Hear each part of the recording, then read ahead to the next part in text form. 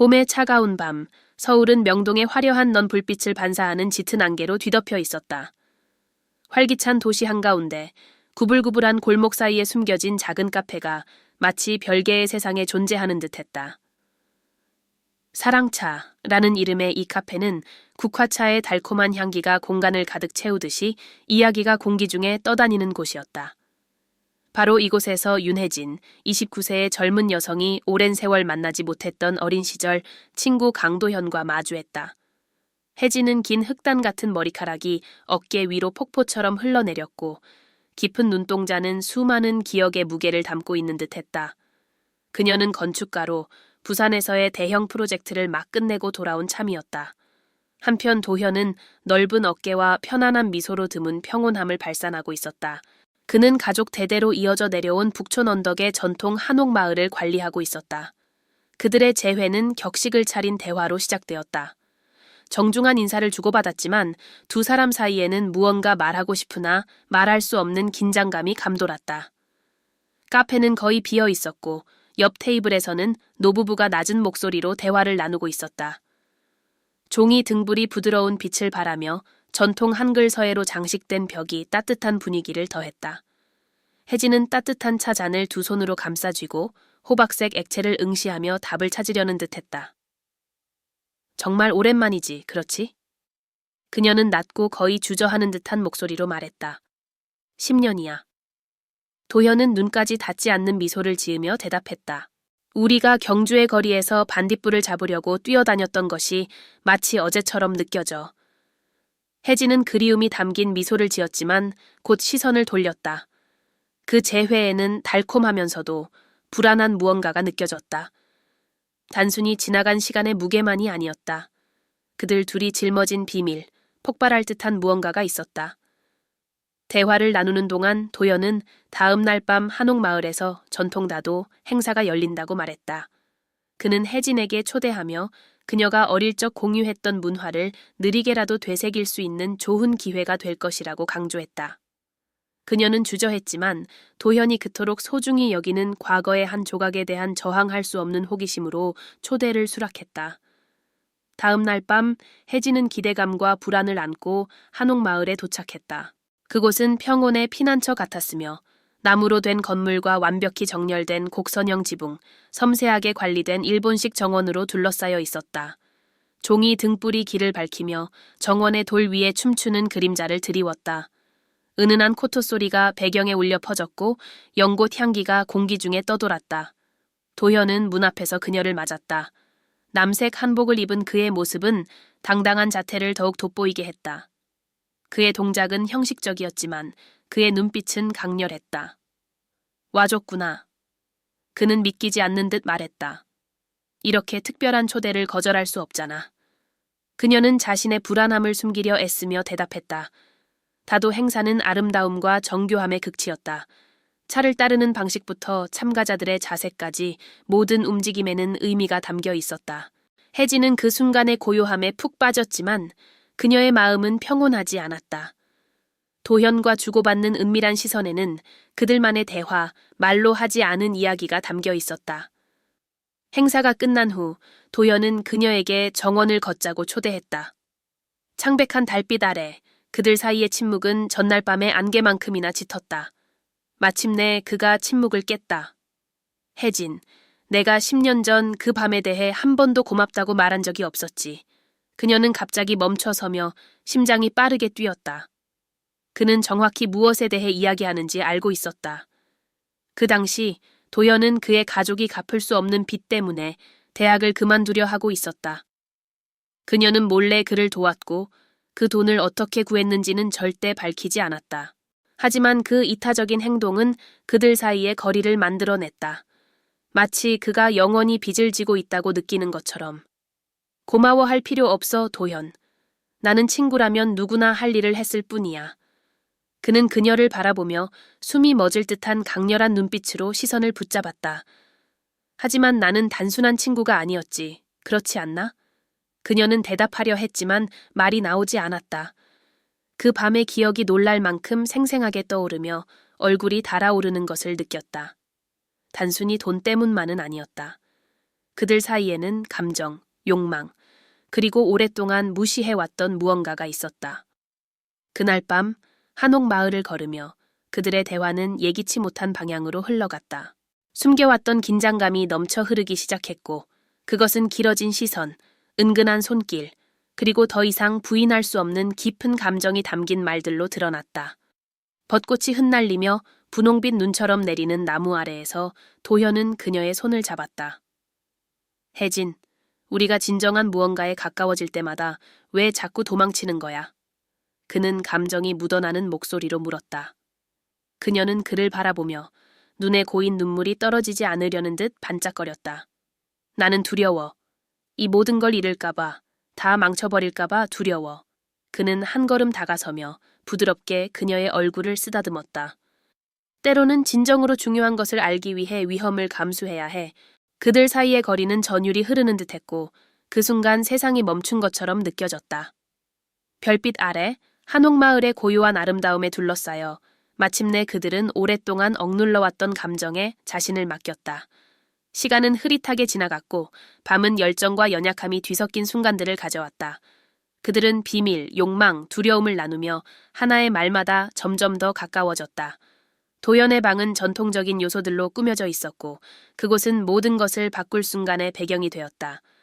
멀리서 들려오는 장구 소리가 그들의 빠르게 뛰는 심장 박동에 맞춰 울리는 듯했다. 하지만 아침이 오고 창호지를 통해 부드럽게 스며드는 햇빛이 비치자 현실이 서서히 스며들기 시작했다. 그들이 공유했던 모든 것에도 불구하고 그들의 삶은 여전히 복잡했다. 가족의 기대, 직업적 의무, 과거의 선택들이 그림자처럼 그들 위에 드리워져 있었다. 그럼에도 불구하고 한옥마을 입구에서 작별 인사를 나누며 무언가가 변했다. 그들의 눈에는 새로운 명료함과 다가올 모든 것을 맞이할 조용한 결의가 담겨 있었다. 그들 사이의 이야기는 끝나지 않았다. 오히려 이제 막 시작된 듯했다. 그리고 그 고요한 아침, 혜진이 서울로 돌아가는 길에 걸으며 그녀의 입가에 미소가 떠올랐다. 오랜만에 처음으로 그녀는 자신이 있어야 할 곳에 정확히 있다고 느꼈다. 혜진은 서울로 돌아가는 동안 수많은 생각과 감정에 휩싸였다. 기차에서 창밖으로 스쳐 지나가는 풍경을 바라보면서도 그녀의 마음은 전날 밤에 멈춰 있었다. 도현이 그녀를 바라본 방식, 그녀에게 말했던 것들, 그리고 그들이 공유했던 모든 것, 그것은 단순히 육체적인 것을 넘어섰다. 깊고 본능적인 무언가였다. 하지만 여전히 의심의 한 조각이 있었다. 그의 강렬함에는 그녀가 아직 이해할 수 없는 무언가가 숨어 있는 듯했다. 미니멀리스트 스타일의 아파트에 도착한 혜진은 자신의 일상으로 돌아가려고 애썼다. 프로젝트, 마감일, 회의가 그녀를 기다리고 있었지만 그녀의 집중력은 산산조각난 상태였다. 그녀는 휴대전화를 들어 도연에게 문자를 입력했지만 보내기 전에 주저했다. 뭐라고 말해야 할까? 지금 그가 그녀에게 바라는 것이 무엇일까? 결국 그녀는 전화를 걸기로 했다. 전화는 여러 번 울린 뒤 음성 사서함으로 넘어갔다. 이상했다. 그는 항상 빠르게 응답하곤 했는데. 불안감이 서서히 커졌지만 그녀는 그가 바쁘다고 자신을 설득하며 무시하려고 애썼다. 며칠이 지나도 도연은 여전히 연락이 없었다. 아무 메시지도, 아무 전화도 없었다. 걱정이 커진 혜진은 예고 없이 다시 한옥마을로 돌아가기로 결심했다. 그녀가 도착했을 때 그곳은 이전과 달랐다. 정원은 관리되지 않은 상태였고 종이 등불은 꺼져 있었으며 집은 억압적인 침묵에 잠겨 있는 듯했다. 그녀는 문을 두드렸지만 아무도 응답하지 않았다. 정원을 걷다가 그녀는 몇몇 식물을 돌보는 한 노파를 발견했다. 그녀는 도현의 할머니였으며 어릴 적에 어렴풋이 기억하던 인물이었다. 안녕하세요, 할머니. 혹시 도현이 어디 있는지 아세요? 혜진은 걱정을 감추려 애쓰며 물었다. 할머니의 표정이 어두워졌다. 그녀는 손에 들고 있던 호미를 내려놓고 슬픔으로 가득 찬 눈빛으로 혜진을 바라보았다. 그 눈빛은 혜진의 몸을 오싹하게 만들었다. 아가야, 너는 모르고 있었구나? 노파의 목소리는 떨리고 있었다. 혜진의 심장은 미친 듯이 뛰기 시작했다. 그녀는 등골을 타고 소름이 돋는 것을 느끼며 대답을 기다렸다. 도현이는 이틀 전에 떠났다. 그는 병원으로 다시 호출되었단다. 병원요? 혜진은 혼란스러워하며 되물었다. 그게 무슨 말씀이세요? 도현이 아팠나요? 할머니는 천천히 고개를 끄덕였다. 그는 아무에게도 알리고 싶지 않아 했단다. 특히 너에게는 더더욱 자기를 약한 사람으로 보지 않길 바랐지. 그는 오랜 세월 심장 질환과 싸워왔지만 최근 몇 주 사이에 상태가 나빠졌단다. 혜진은 발밑에 땅이 꺼지는 듯한 기분을 느꼈다. 머리가 어지럽고 할머니의 말이 계속 머릿속에 맴돌았다. 병원, 약함.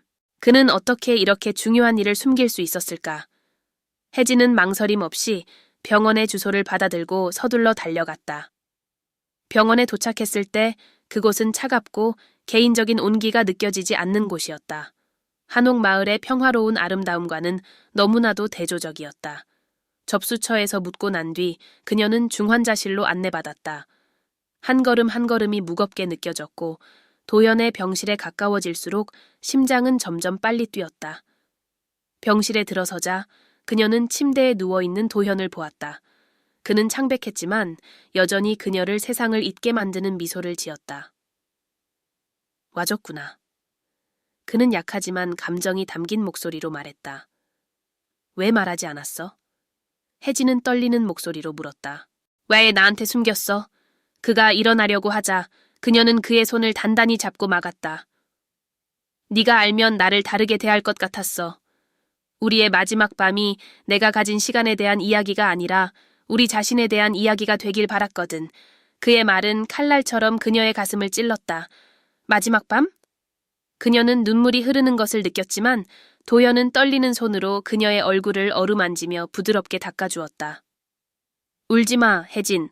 나는 많은 사람들이 갖지 못한 것을 가졌어. 누군가를 진정으로 사랑하고 그 사랑을 되돌려받는 기회를 말이야.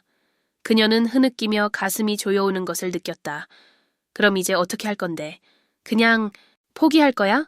그는 다시 미소 지었지만 이번에는 체념이 깃든 눈빛이었다. 난 포기하지 않았어. 싸우고 있어. 하지만 내 시간이 다 됐다면 너에게 한 가지를 약속해줬으면 해. 뭐든지. 그녀는 망설임 없이 대답했다. 네가 온전히 살아가겠다고 약속해줘. 두려움이 너를 사랑하는 것, 위험을 감수하는 것, 행복해지는 것을 방해하지 않도록 해줘. 우리가 모든 걸 솔직히 털어놓았던 그 밤을 기억하며 그것을 너의 지침으로 삼아줘. 그녀는 고개를 끄덕이며 그의 손을 단단히 잡았다. 하지만 그녀의 마음속 깊은 곳에서는 절망이 점점 커지고 있었다. 그 후 몇 주 동안 혜진은 매일 도연을 방문하며 병원 생활의 일부가 되었다.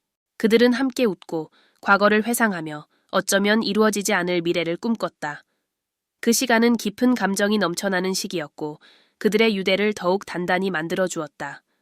그러나 어느 비 오는 아침 혜진이 병원에 도착했을 때 병실은 비어 있었다. 그녀를 따라오던 간호사가 어깨에 손을 얹고 조용히 고개를 저었다.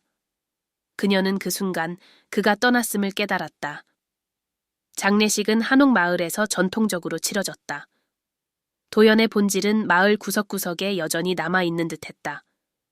혜진은 의식 동안 아무 말 없이 모든 순간을 흡수하며 조용히 있었다. 모두가 떠난 후에도 그녀는 정원에 남아 다시 피어난 벚꽃을 바라보았다. 하늘을 바라보던 그녀에게 부드러운 바람이 불어오며 평온함을 가져다 주었다. 그 순간 그녀는 깨달았다. 비록 그를 잃었지만 도연은 그녀에게 후회 없이 살아갈 용기를 남겨주었다는 것을. 몇 년 후 혜진은 한옥마을을 한국 전통을 기리고 도연의 추억을 담는 문화센터로 탈바꿈시켰다.